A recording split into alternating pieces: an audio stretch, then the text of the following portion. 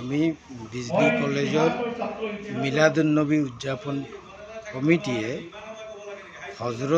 Prophet হজৰত মোহাম্মদ সাল্লাল্লাহু আলাইহি সাল্লামৰ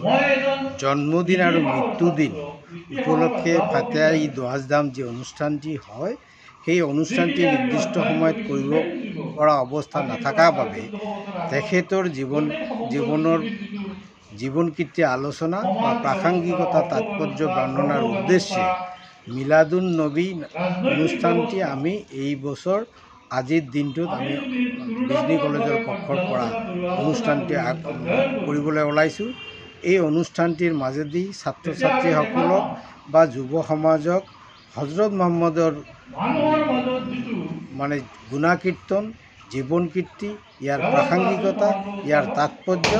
আমি ব্যাখ্যা কৰিবলৈ ওলাইছোঁ, যাতে ভৱিষ্যত প্ৰজন্মই এই সম্পৰ্কে মহাপুৰুষজনৰ বা সেই গুণী জ্ঞানী ব্যক্তিসকলৰ দি সিহঁতে যাতে পাথেয় হয়, সিহঁতে যাতে তেখেতৰ পথ প্ৰদৰ্শক হয় আৰু সমাজক মানৱতাৰ বাবে শান্তিৰ বাবে আৰু একতাৰ বাবে আৰু পৰস্পৰৰ ভাতৃত্বৰ সৃষ্টি কৰি সমাজক আগবঢ়াই লৈ যাব পাৰে। তেখেতৰ আদৰ্শত অনুপ্ৰাণিত হৈ আমাৰ সমাজখনক এটা সুশৃংখল আৰু